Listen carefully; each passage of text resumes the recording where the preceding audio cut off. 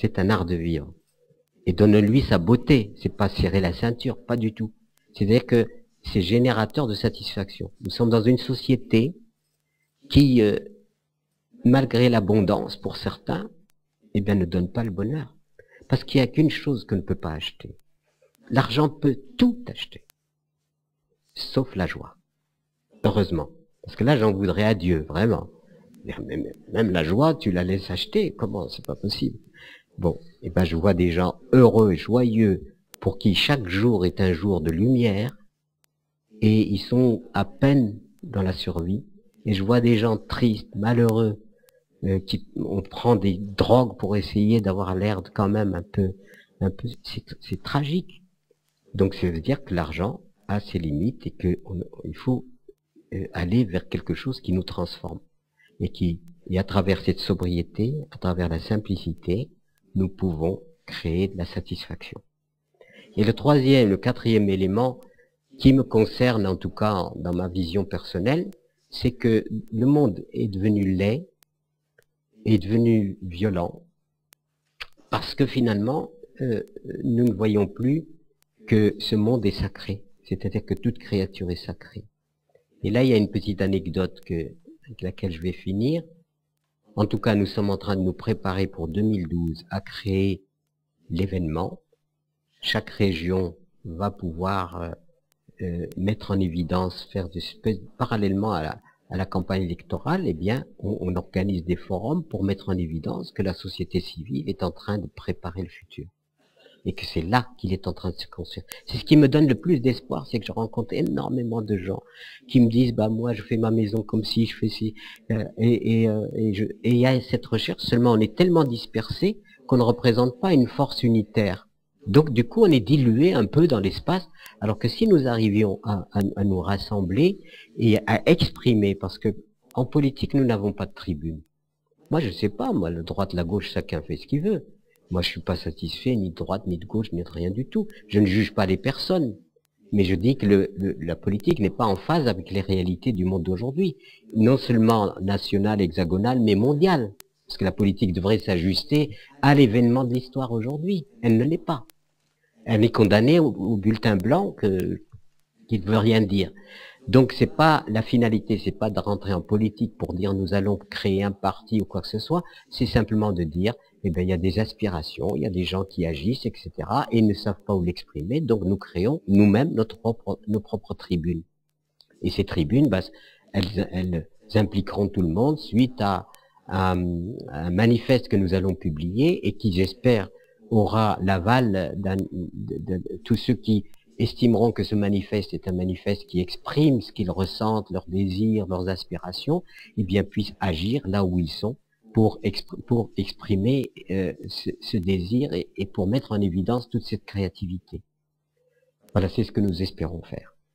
Et puis pour finir, oui. Alors vous êtes tout le monde est invité. Alors là, il n'y a aucune restriction. C'est-à-dire tous ceux qui partagent ces valeurs, eh bien, exprimons-les, non pas dans une perspective, nous n'avons pas d'ambition politique, mais nous voulons faire de la politique en acte. Et en partant, en 2002, notre slogan, c'était appel à l'insurrection des consciences. Et je crois qu'aujourd'hui, c'est une fédération des consciences qui va finalement exprimer tout ce désir. Alors, tout ça se pose sur quelle est la finalité finalement de l'être humain. Est-ce que l'être humain, c'est simplement naître, travailler, se nourrir, consommer et mourir? Non, je crois qu'il a il a une toute autre vocation. C'est la vocation d'admirer le monde, d'aimer le monde, d'admirer. Pour finir, je vais vous raconter une anecdote vraie qui exprime un peu ce que j'ai envie de vous faire passer concernant le destin de l'humanité et de l'humain. Il se trouve que nous habitons l'Ardèche. Quand nous avons choisi notre ferme, le Crédit Agricole à qui on voulait demander des sous pour nous prêter des sous était complètement étonné parce que quand on lui a demandé il m'a demandé de lui décrire la ferme que nous avions trouvée dans laquelle nous voulions nous installer. Ben, c'était une ferme, petite ferme, pas très grande, au sol rocailleux. Nous avons vécu à peu près 13 ans sans électricité.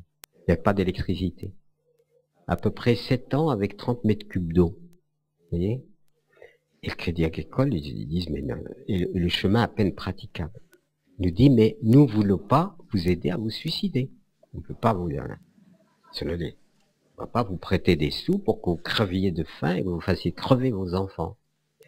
Seulement, comment expliquer à l'agent du Crédit Agricole,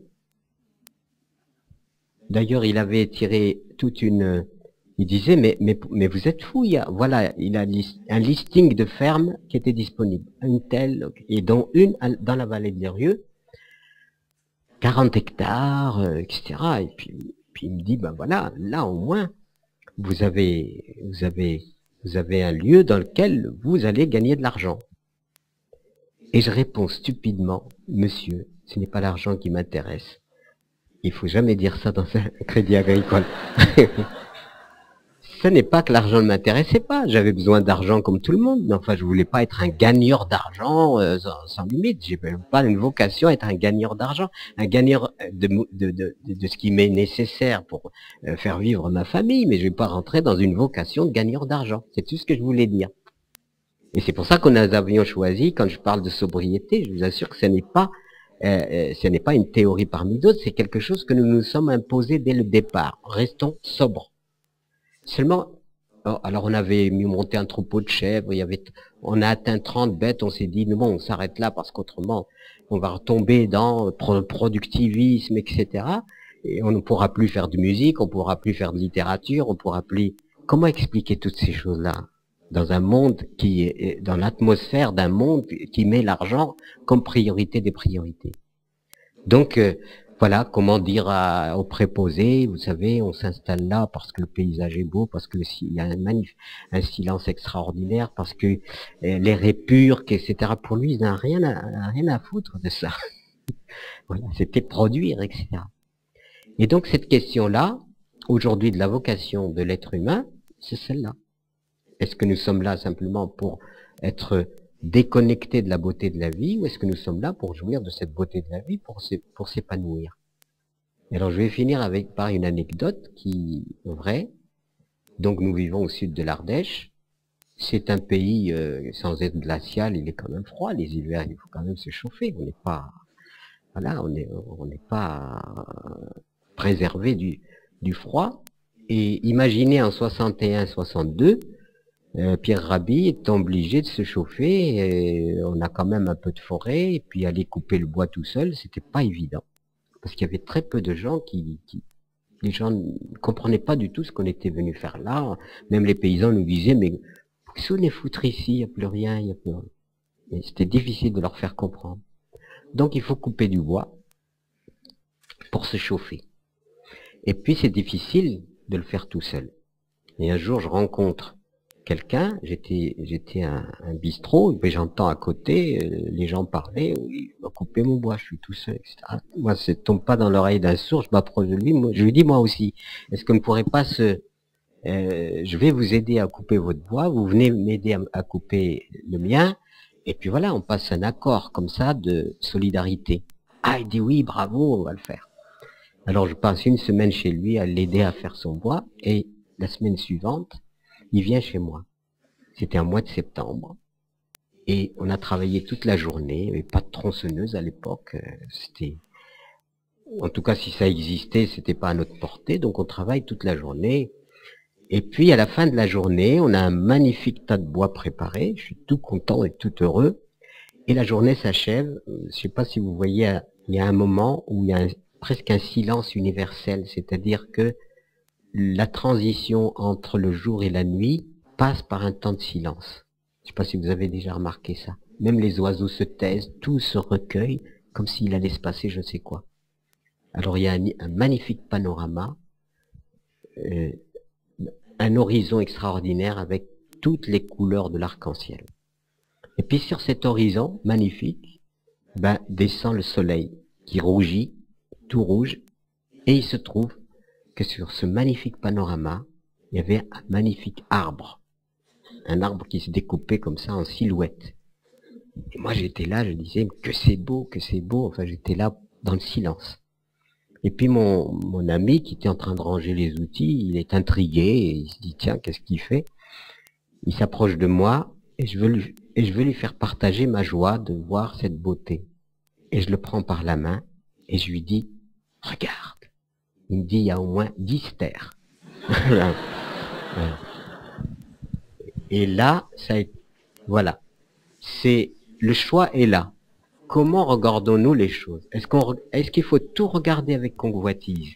Qu'est-ce qu'on peut faire comme fric avec ceci, avec cela? Non, on n'est pas là pour faire du fric avec la vie. On est là pour vivre. On est là nous sommes ici-bas pour nous épanouir et pour instaurer la joie. Et si nous n'arrivons pas à instaurer la joie, ben ça veut dire que nous aurons échoué. Et je pense que nous pouvons réussir. Et en tout cas, je suis très heureux, vraiment très ému de vous parler. J'ai un peu le sentiment d'un grand-papa, quoi. C'est l'heure de la transmission. Bien que je suis étonné parce que je me sens pas du tout vieux à l'intérieur. Les gens me prennent des précautions avec moi, mais je me sens pas du tout vieux. Je me sens plein de la pêche à continuer des choses, bien sûr à réduire la voilure parce qu'on peut pas être partout. Et malheureusement, plus je vieillis, plus j'ai de succès, donc plus je suis sollicité, etc. Mais je suis venu vraiment partager avec vous cet enthousiasme que j'ai en moi et qu'il faut que vous ayez parce que nous comptons sur vous. Merci. Merci.